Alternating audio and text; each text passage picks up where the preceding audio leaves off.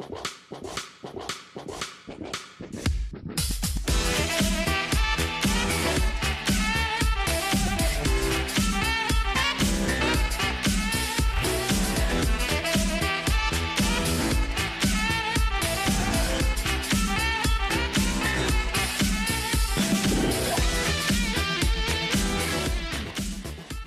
morning, I'm Michael Adams, and welcome to BDTV.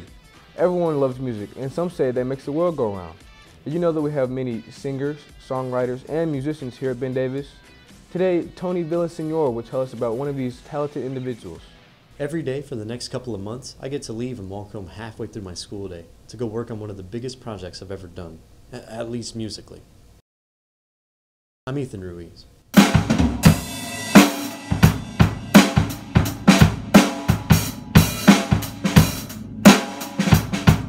Well, the first instrument I got was a guitar because I kept asking for one, and it was a really cheap, really crummy sort of built-in speaker guitar when I was 7 for Christmas, and I couldn't stop playing it. I wouldn't put it down. And from there on, I just learned and taught myself how to do it, and it was just a lot of fun. I've got a lot of side projects that I do on my own, like at home and just for fun. I actually made an EP already. For the end of the year, I've got a huge capstone project. An entire album is the goal. I started on guitar, but then from there I went to bass, and then I learned a little bit of drumming in school. I love playing a lot of instruments because I get to express myself in more than one way. I can be my entire band. The way that I make my music is I record it in the moment. So say I had a bad day, say something crazy happened, or say I'm just hanging around.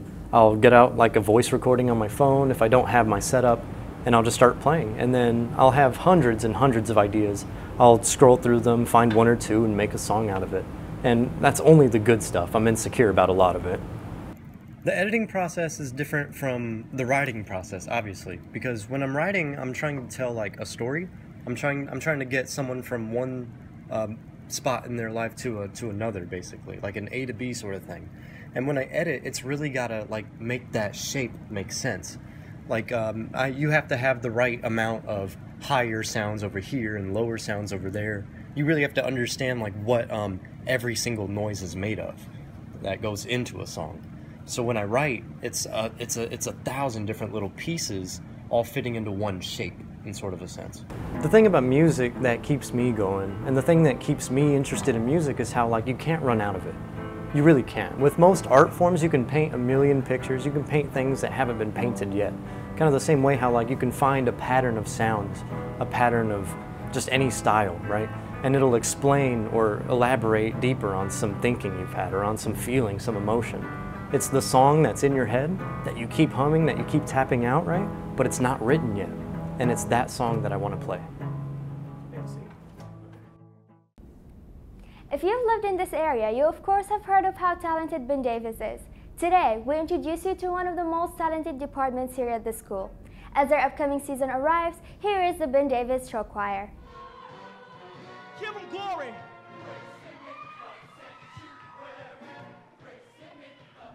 Show choir is the reason why I'm still in high school. Well, the reason why I didn't graduate early. It has been a huge part of my life. It's family, it's home, it's high school.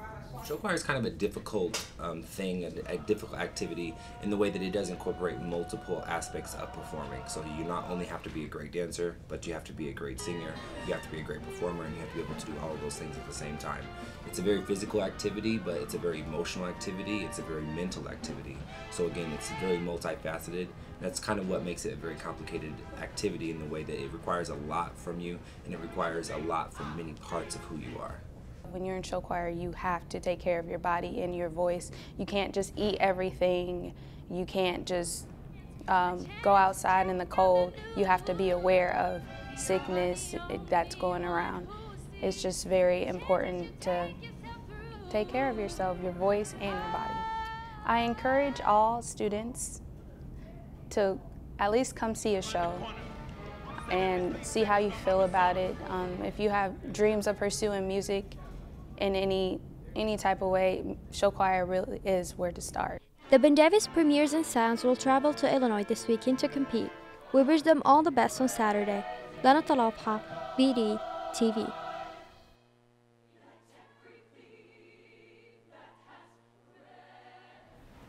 It's great to know that we are surrounded by many talented giants. We'll be back with you after this commercial break. Later, G.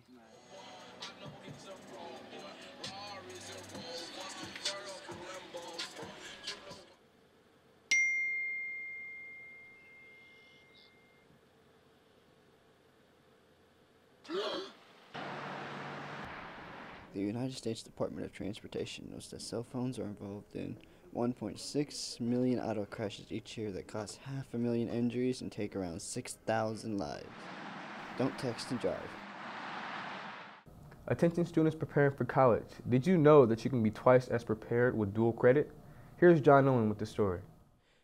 Have you ever thought if you're ready to take a college credit class, does it help you with going to college?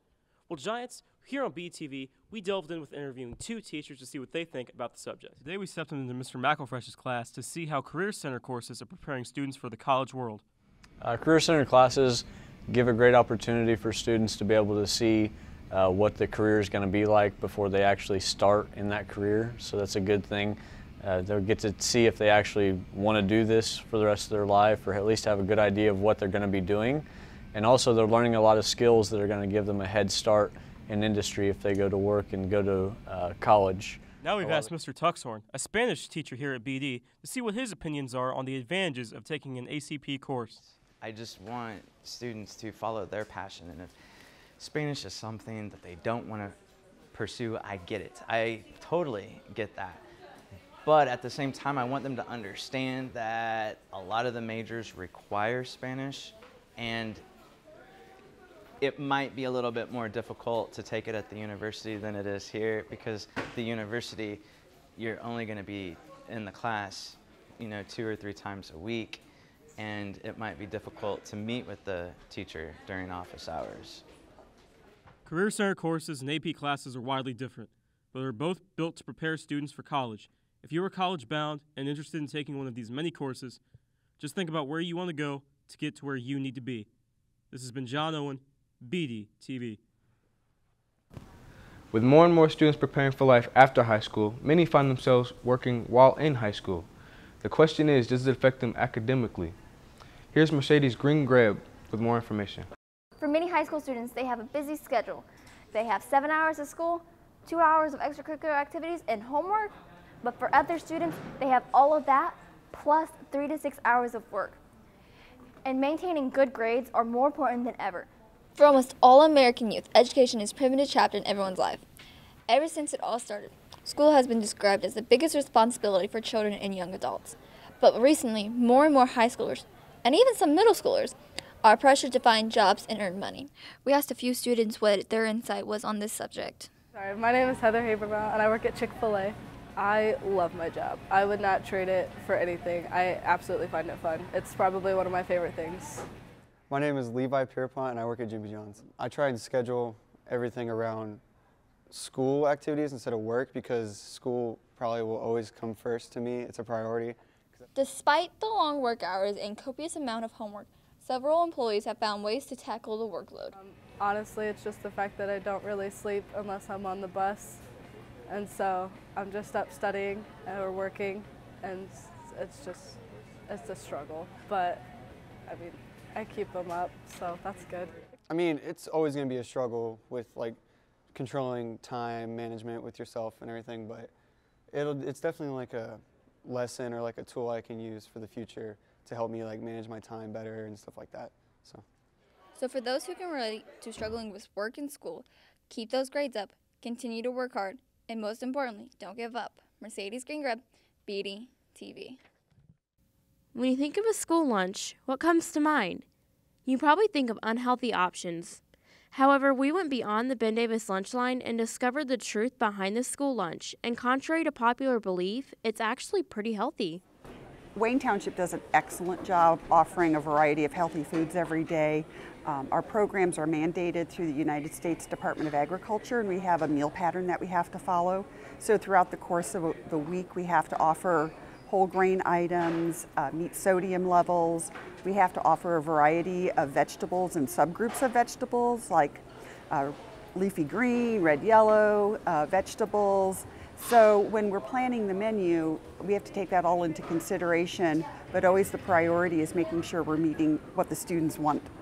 According to many health officials, teens need 2 cups of fruits and vegetables a day. And for many teens, that's hard to accomplish. However, for Ben Davis students, it's a lot easier than it may seem. According to several studies done by the Washington Post, school lunches are high in fat, sugar, and salt. These experts say school lunches are playing a big role in the childhood obesity problem. Every school district has to meet the meal pattern set forth by the Department of Agriculture. More than half of Ben Davis buys their lunch on the daily. Let's go see what they had to say. I do. At this point, it's like nothing but grease. Like you see people get napkins and like dab pizza because it's just a greasy mess. I think that they should control the quantity of how much you can get instead of letting people just keep overeating. Reaching this conclusion, if you'd like to know how many calories are in your lunch, the calories are posted daily around the school on the TVs. I'm Madeline Aurelio, BDTV. Thanks for the delicious update, Madeline. Now here's some wise words from our main man, Greg. Hey, what's cracking, y'all? My name is Greg Hurt, and this is Greg's Corner. This is the first pro-black segment on BDTV, and in this segment, we'll be alternating weekly between empowering poems, books for knowledge, documentaries about history, and news in the black community. Last week, I wrapped up my Black History Month poems, and now we're back on schedule, and I'm going to give you another book to read to gain knowledge. And this book is titled From the Browder File by Anthony Browder. They could not accept the reality that this ancient civilization had been initiated and maintained by African people. In this book, we follow Browder's 22 essays on the African American experience. Within those 22 essays, we learn a plethora of information based on true statements and evidence to back those statements. Not only do we learn about miseducation, color, culture, and consciousness, but we also learn about the origin of black and its true meaning, melanin, and even more details of MLK and Malcolm X, plus so much more. There are several Black Madonnas. Pope John Paul II is from Poland, Czeskokowa, and in Czeskokowa, they have a shrine of the Black Madonna. So every time the Pope went home, he would go and pray at the feet of the Black Madonna. All in all, with this eye-opening book, there's a lot to take in and a lot to contemplate on. Plus, there's been over 20 different printings of this book ever since it was first released in 1989. So this goes to show just how powerful this book truly is. And with that, I'm going to conclude this week's segment of Greg's Corner. Make sure you check out next time while we give you another movie to watch. See you soon. I was really kind of circling these ideas of African identity and you know, representation and personal responsibility. All those things were things that I was thinking about, and I was, you know, kind of thinking about a project that would, you know, doing a project next that would speak to those themes. I'll be able to explore those ideas.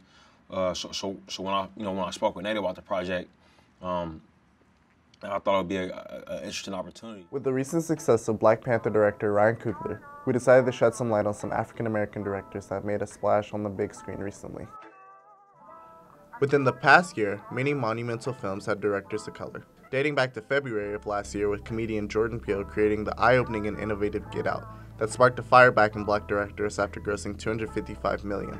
The following April, the great F. Gary Gray directed the latest installment of the Fast and Furious franchise, The Fate of the Furious, which grossed $1.1 billion.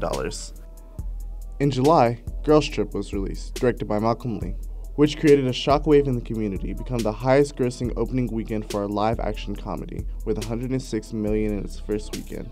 Then, of course, 2 weeks ago, Marvel's iconic Black Panther was released, and at the moment has domesticated gross of $700 million and counting. And not only is Ryan Coogler the youngest Marvel director ever, this is also only his third feature film, which puts him in an elite directing category. With all these accomplishments, hopefully this can open up more doors and more opportunities for young black filmmakers, and hopefully stir up more black kids into filmmaking. Josh Neal, BDTV. Seems like the weather has taken a turn for the best. Here's Kieran with weather. Good morning, Ben Davis. I'm Kieran Simmer, and let's check out this week's weather as we spring into the month of March. Today, we're looking at a high of 47 and a low of 27. This weekend is going to get a little warmer by going into the high 40s and low 50s. The remainder of the week is going to stay consistently in this area, and there is a 60% chance of rain on Monday. Thanks for watching. We'll see you next week, and enjoy the weather this weekend. As we all know, boys sectional started Thursday, and they play again tonight in the second round against Roncalli. There are a few steps they need to take to get to state. Here are a few from Coach Bragg. For us to have success in the state tournament this year, it's going to take a lot of trust between the coaching staff and the kids that are on the floor. So we've been working on that all year. It's going to take high execution, high level of execution from our kids. They're going to have to handle pressure. The games that we've lost this year, we've turned the ball over too much against pressure. Last year, the boys brought us home a state title, and are hoping to bring home another one. It's going to take team effort, hard work, and the support of all the Ben Davis Giants.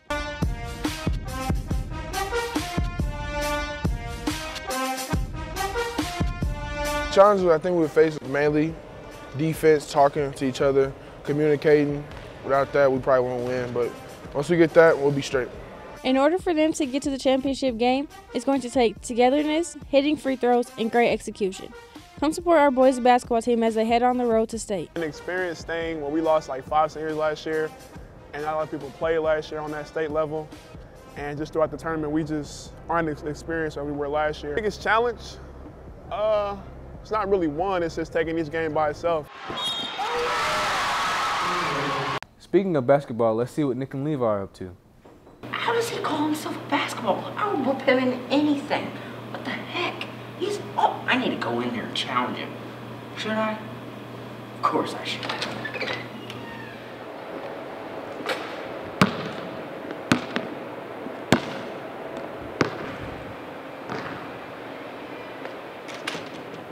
Wow, you are awful at basketball. Why? I just made that shot.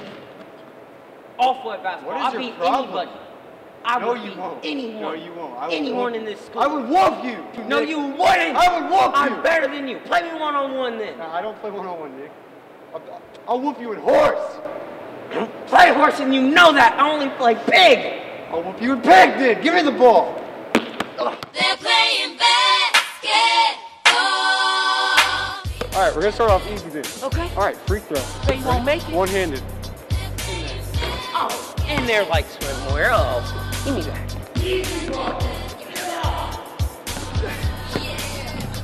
One hand. Free throw. Oh! Oh! Oh! 3-point shot. My ball. Half point. Oh my God, you made that.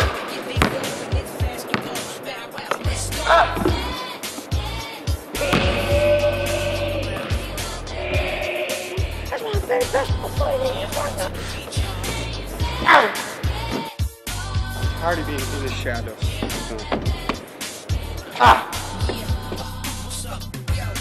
I call this goal. Call this the Indy 500 behind the back.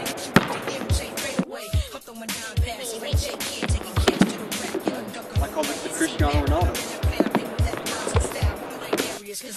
I call this the Messi. This is for the game. P.I. to P. No, listen to me. Last shot. Off the wall. Off the bleacher. Off the trash can. Off the chair. You Right? won't make it. Here we go. You won't make it.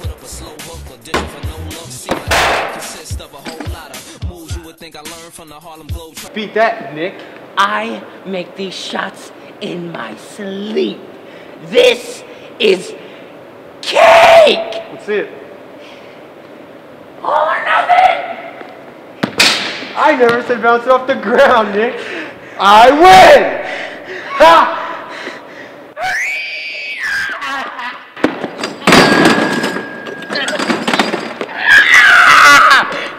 I hate basketball. I hate you. What a sore loser. Thanks for tuning in this week. I'm Michael Adams, and it's about you and me. It's on BDTV.